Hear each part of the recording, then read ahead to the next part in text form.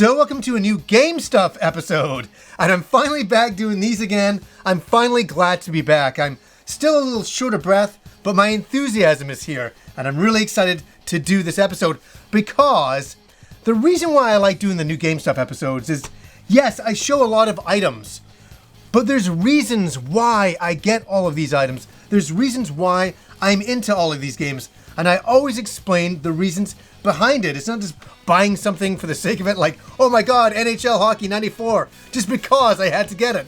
No, everything here has a rhyme and a reason, and I really love this stuff. So let's start off with something that showed up 2 months ago that didn't show up when it should have shown up, and that is, look at this, my physical copy by Fangamer of Shenmue III. It finally showed up. I was like, oh my god, because I had to confirm my address online once again, even though I'd already done it on their website. I had to confirm it again with an old email I don't even use. So I can actually do an unboxing of my physical copy because I bought a digital copy because I wasn't going to wait. I had to play Shenmue III the day it came out. And here we go. Very nice.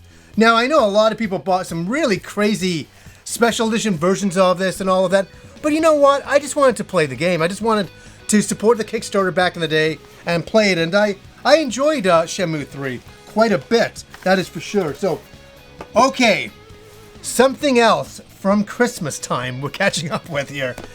I said in an episode where Kim bought me something for Christmas this year, and I said, hey Kim, I got something really cool for you. And she's like, really? And I said, yeah, but it's, you know, we're not going to do it till Christmas Day. And everybody was asking in the comments, like, what did you get her? What did you get her? How about this? I filmed her Christmas morning opening up this item I got her. And I'll show the item as soon as I show the clip right here. You ready? Yeah, yes. Oh. Open top here. Oh yeah, so open that way. Take your time. Did I do it terribly for you? No.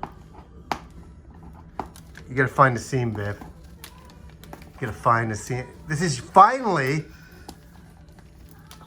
my Christmas special with you, giving you something. I love it. The struggle is real. I always do this every year, but I never...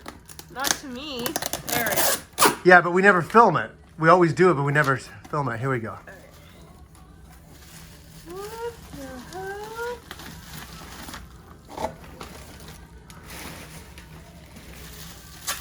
Oh my god, look at this.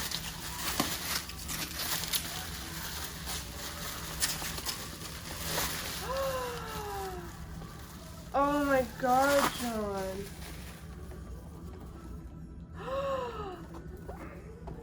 Oh my goodness! Oh. Isn't that cool? It matches us up there. I know, it matches us up there. Isn't that cool? That's nice. Thank you. And here is the item up close. This is a really nice item.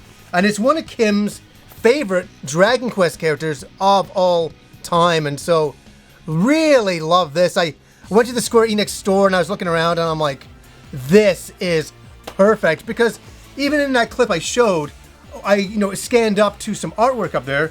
And Hanzo, one of my favorite artists and really good friends, had drawn me and Kim, me as Adol and Kim as Alina from Dragon Quest IV in this picture. That's what was up on the wall there. So this has a lot of meaning for us both. He did that for us for our 1 year wedding anniversary. So it was really nice, but really nice stuff. They make some really great character models on the Square Enix store. It's ridiculous and they're expensive. And this one I was like, okay, this is a special one for Kim, so it kind of makes sense. Next up is some video game vinyls, and we're going to start off with this one right here. Have you ever heard of this little game, Radiant Silvergun by Treasure? Have you ever heard of it? It's a shooter that was in the arcades back in probably 1998, and some people have claimed it's the greatest shooter of all time. I think it's a really good shooter. I don't think it's the greatest of all time. time. I think that's Ikaruga, but that's just me. But yes, this is the soundtrack for that game. And I just want to show this. It comes with some stickers, some characters from the game right there. That's really fantastic. And I thought we'd just have a look at the record itself. And these are by Data Discs. I'm sure you know those guys by now. There's the disc itself. Really nice. And here's the thing, and there's another disc as well, right here, 2-disc soundtrack. And we get some artwork, the classic, back on the Sega Saturn. Look at that, that is ridiculous. Really nice stuff, really nice stuff. And some on the back there. And we think we have a little bit of a fold-out poster. So have a look at this. Jeepers. Yeah, you gotta love that old school artwork for sure. So yeah, Radiant Silvergun brings back a lot of memories from the arcade for me. A lot of people played the Japanese Saturn version, but that's not the version I played. It was on the arcade, and I absolutely loved it. I thought, this is a really great shooter. One more vinyl that is very, very, very meaningful for me. And when I saw this on sale, I was like, oh my God, is this a thing? Is this real? I'm just gonna show it first of all. Look at that. Look at that. Sonic CD on vinyl.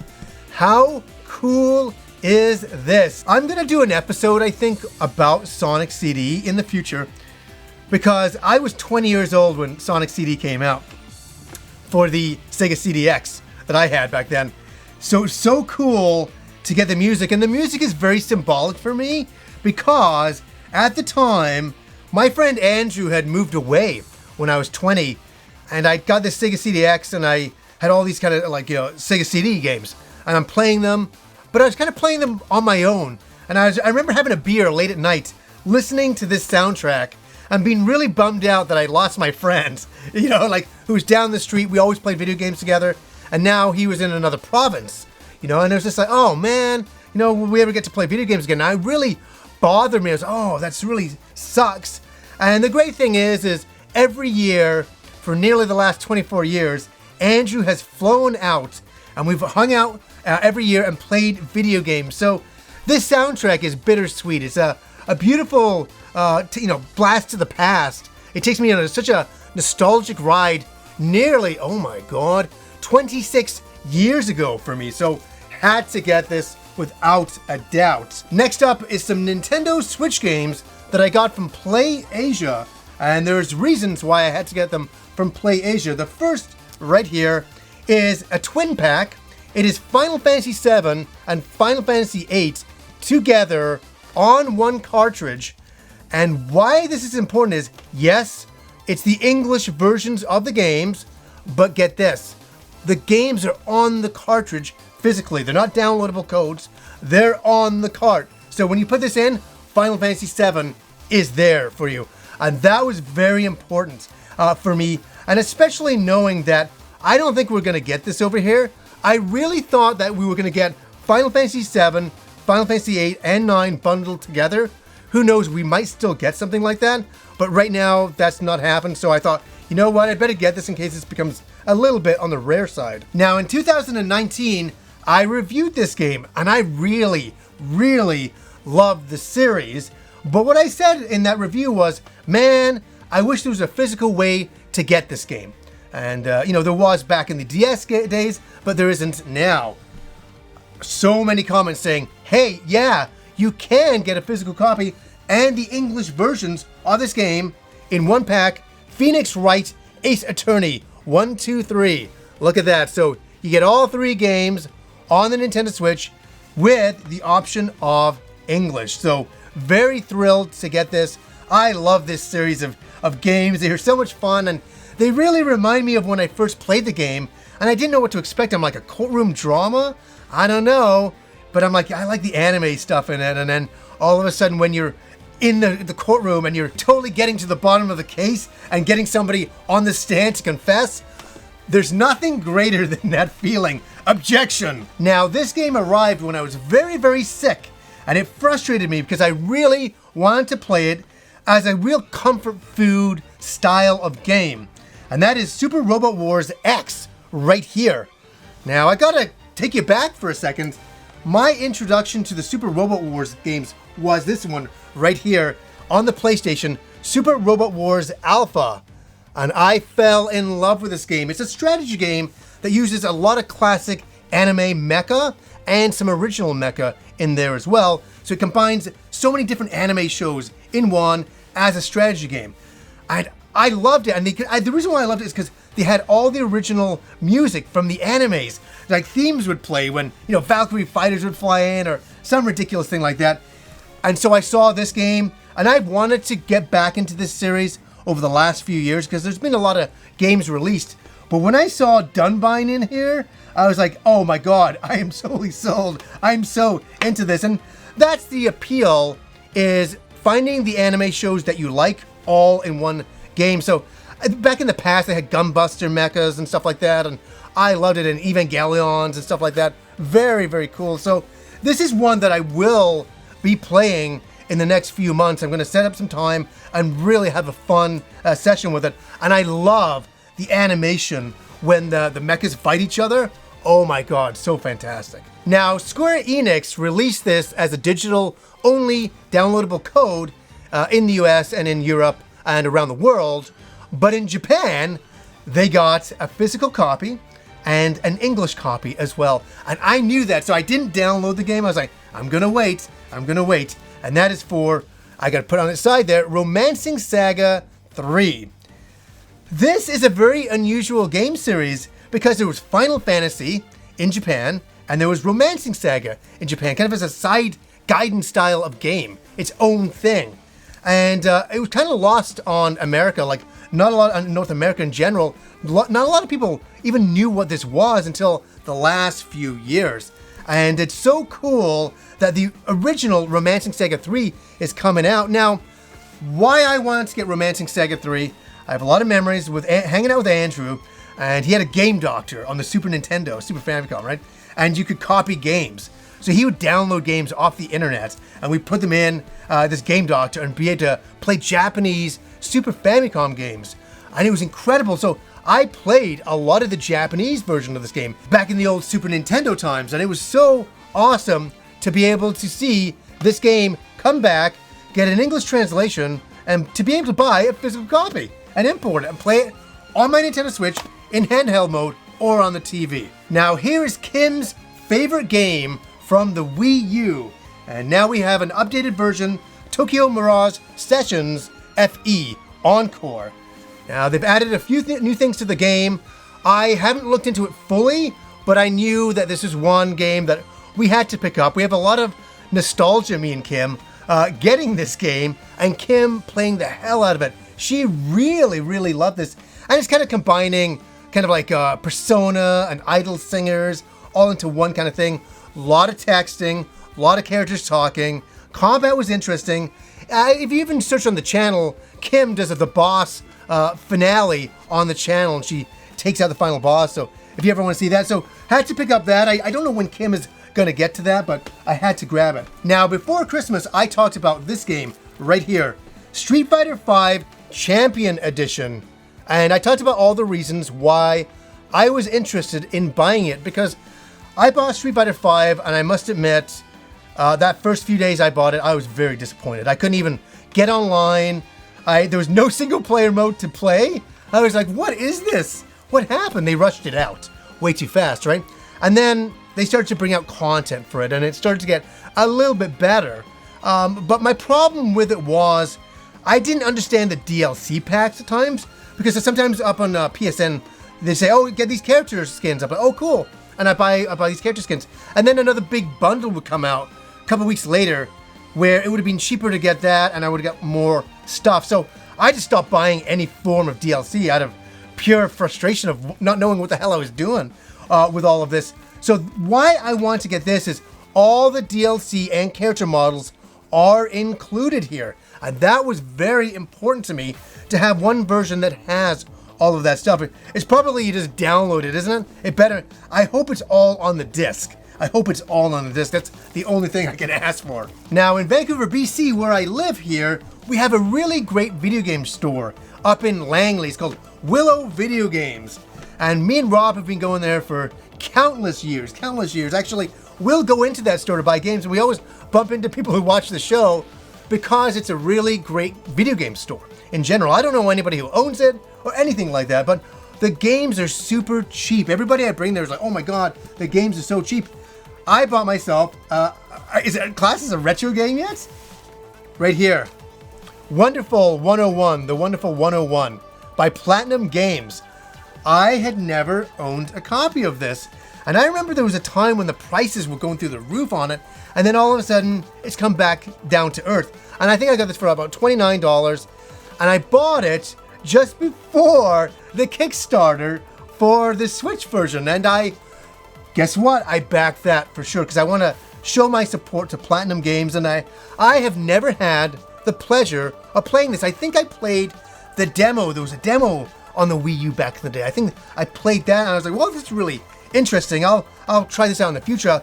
And I think even then I knew, I was like, you know what, I'll wait for it to go down in price. And then it went up in price. I was like, oh no. So I waited a few years and finally snagged it. So can't wait to play this again and see what the full game really has to offer. Now, a shout out to my nephew. He got me this for Christmas. I was blown away. I was like, oh my God, he bought me something for Christmas? I always buy him stuff. What did I buy him this year? I bought Pokemon Sword and Shield. And he bought me a play stand for putting your Nintendo Switch on. And so I thought that was really great. So I definitely phoned him up and thanked him for this. That's a really sweet, nice little thing to get from my nephew. Really cool. Now, I got some stuff hidden down here because I didn't want to reveal everything to you. This is Azure Lane Crosswave by Idea Factory. I want to thank them for sending the game up to me here, and the special edition. And I had to go online to see what this game was about, because I'm like, what is this about? Let's have a look first of all. It comes with a steelbook case there. And so you can get your physical copy of the game and put it into the steelbook right here. Steelbooks are such a big thing these days for a lot of people. Really nice artwork. That's the one thing I will say. When the game showed up, I was like, the artwork is gorgeous, you know? I thought that was really cool. And then it comes with this. These are a really big thing as well. They're like little plastic stands of the characters. Also comes with the soundtrack. Get the glare off there. There's a soundtrack. Beautiful art. I will say that 100%. And right here, we got some little pins going on of the characters.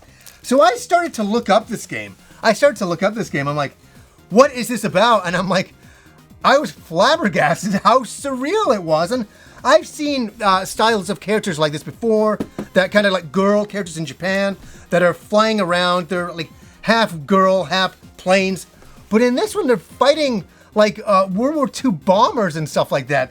It's in the ocean. So I was like, what is going on? This is so weird.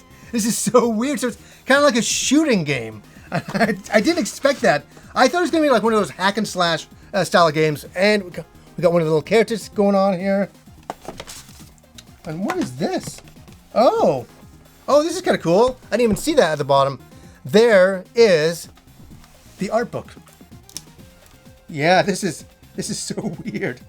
Yeah, it's like, yeah, you're attacking ships at sea, and you outfit yourself. Look at this. With small ships and guns. How weird is this? You gotta love Japan. They love fusing cute girls and weapon systems together like no other race on the planet. I think it's absolutely great.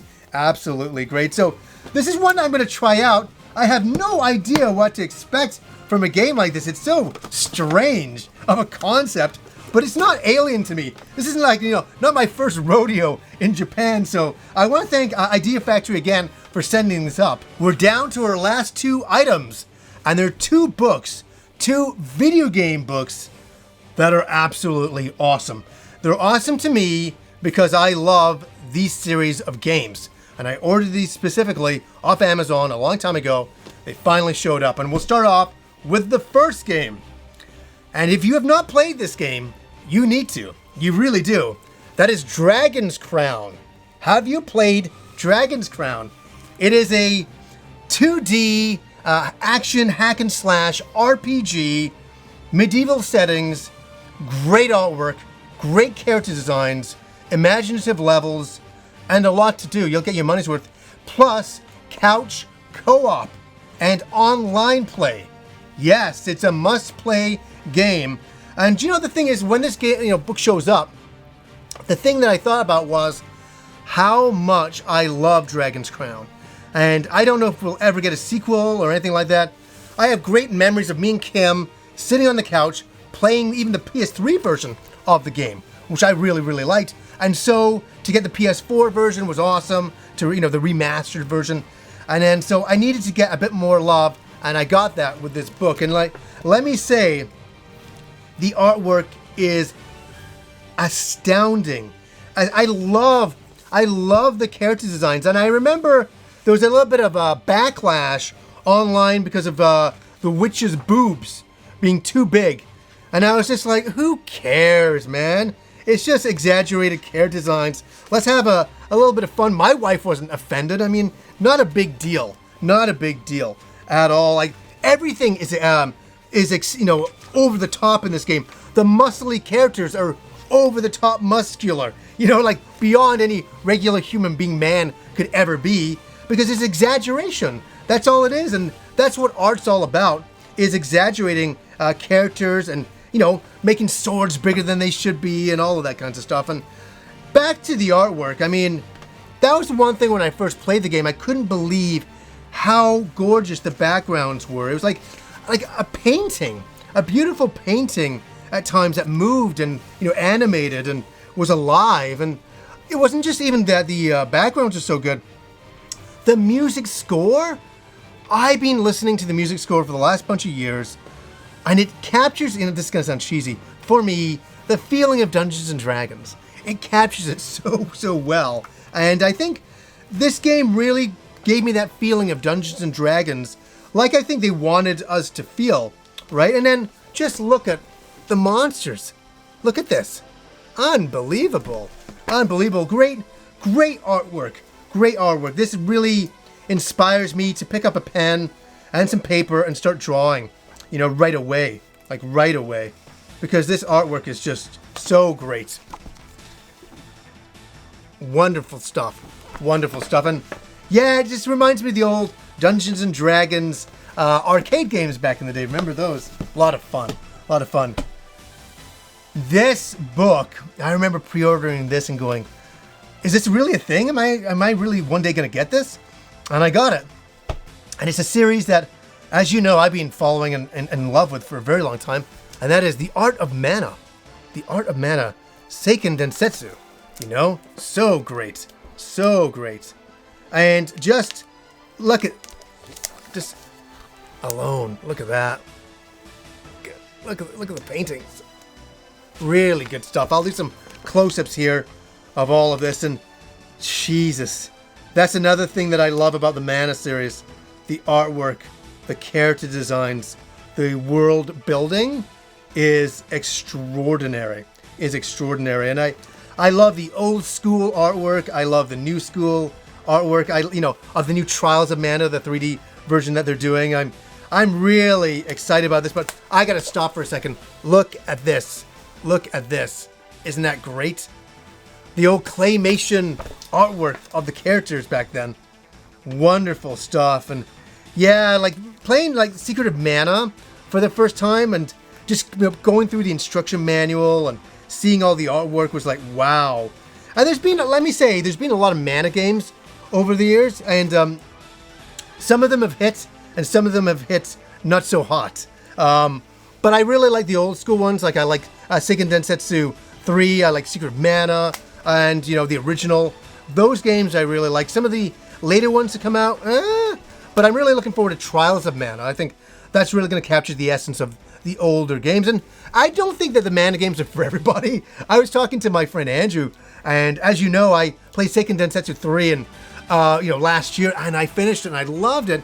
And he finished it as well. And he's like, yeah, it was a little too old school for me. And I can appreciate that. It's different strokes for different folks. But the one thing, if you're into the Mana series, I'd really recommend this book. It's unreal. It's unreal, especially even if you're an artist, just to study. This is gorgeous looking stuff. That is for sure. So, guys, we've come to the end of another new game stuff episode. I was able to make it through. Kind of. I'm joking. I'm dying. I'm fully losing my breath now, but I want to do my best effort to get through it for sure. So anyways, guys, until next time.